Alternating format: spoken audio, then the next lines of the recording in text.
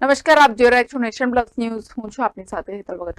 સુરેન્દ્રનગર જિલ્લા પોલીસ વડાની અધ્યક્ષતામાં નગરજનોને સાયબર ક્રાઇમ અંગેની જાગૃતિ મળે તે અર્થે એક સુંદર કાર્યક્રમ યોજાયો હતો. જિલ્લા પોલીસ વડા ડોક્ટર ગિરીશ પંડ્યા દ્વારા મોબાઈલ કોડ ઓટીપીના માધ્યમથી લોભામણી જાહેરાતો, નોકરી વિષયક જાહેરાતો, customer care fraud, naked video call સહિતના સાયબર ફ્રોડ અંગે જાણકારી આપીને નગરજનોને સાવચેત રહેવાની અપીલ કરવામાં આવી હતી.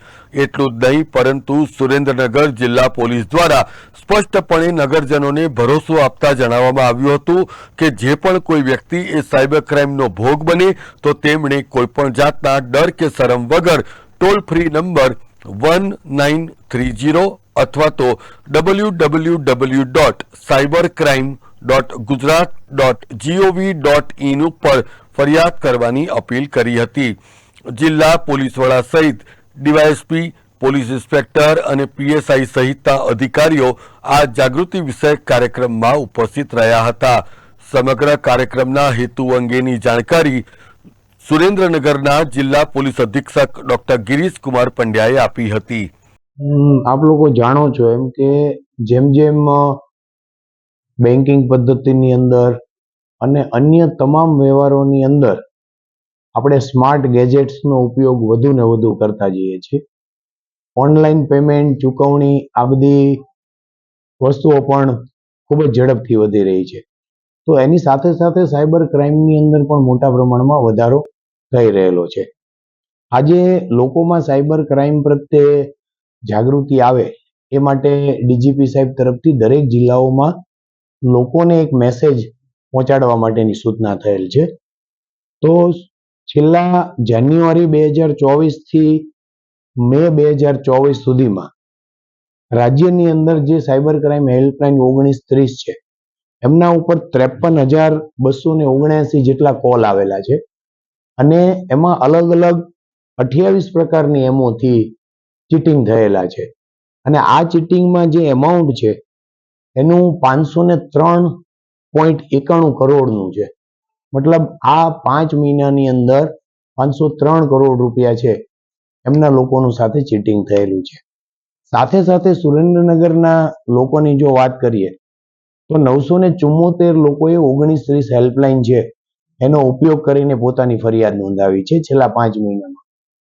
અને એમના લગભગ 3 કરોડ અને 73 લાખ રૂપિયા સુરેન્દ્રનગરમાંથી ચીટિંગ થયેલું છે.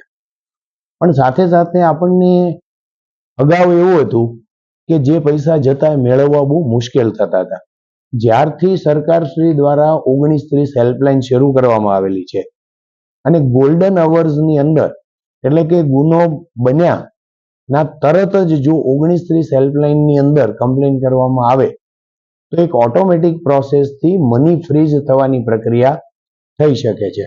આપણે સુરેન્દ્રનગરની વાત કરીએ તો 57.70 લાખની રકમ છે એ લોકોની જે તે બેંક એકાઉન્ટમાં ફ્રીઝ થઈ ગઈ છે અને અત્યારે આ રકમ પાછી મળે એના માટેનું સાયબર ક્રાઇમ પોલીસ સ્ટેશન પ્રયત્ન કરી રહેલું છે.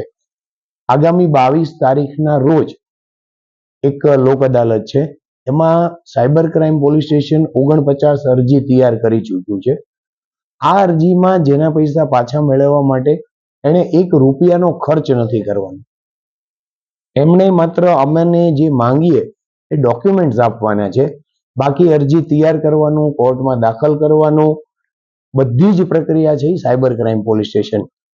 પરંતુ આપના માધ્યમથી એ કહેવા માંગુ છું કે જ્યારે સાયબર ક્રાઇમ પોલીસ સ્ટેશન આવા અરજદારોને કોલ કરે છે તો અરજદારો અમને આ માહિતી સમયસર આપતા નથી અને પોસ્ટે આવતા નથી.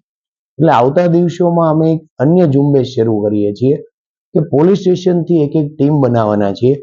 આ ટીમ છે એ જેના મની ફ્રીઝ થયેલા છે એમના ઘરે જશે અને એમની એપ્લિકેશન ત્યાં જ કરાવશે. તો 57 લાખ રૂપિયા જે ફ્રીઝ થયા છે એ લોકોને પરત મળી શકે. સાથે સાથે ડીજીપી સાહેબની સૂચના છે કે સાયબર ક્રાઇમ અટકાવવાનો સૌથી અગત્યનો રસ્તો છે એ સાયબર અવેરનેસ છે. આપણે જ્યારે કોઈ પણ પ્રકારના ટ્રાન્ઝેક્શન કરીએ, આપણને કોઈ કોલ આવે, કોઈ લિંક આવે, તો જો આપણે જાગૃત થઈ અને જો એના ઉપર કાર્યવાહી કરશું તો આપણી સાથે આ ફ્રોડ થવાની શક્યતાઓ ઘટી જશે. અને એના ભાગરૂપે સુરેન્દ્રનગર જિલ્લાની અંદર ચાલુ 2024ના વર્ષમાં લગભગ 115 જેટલા સાયબર અવેરનેસ કાર્યક્રમો કરવામાં આવેલા છે અને આ કામગીરી પણ ચાલુ રહેશે. અને વધુમાં વધુ લોકો 1930 હેલ્પલાઇનનો ઉપયોગ કરે અને જે સિક્યુરિટીના જે ફીચર્સ છે એનો વધુમાં વધુ ઉપયોગ કરે, તેથી આપણે સાયબર ક્રાઇમથી બચી શકીએ. Rajesh Bahurasi, nation plus news, Surendranagar. સમાચારોના સતત અપડેટ મેળવવા માટે અમારી નેશન પ્લસ ન્યૂઝની યુટ્યુબ ચેનલને સબસ્ક્રાઇબ કરો, બેલ આઇકન દબાવો અને જોડાયેલા રહો ફેસબુક, ઇન્સ્ટાગ્રામ અને ટ્વિટર પર.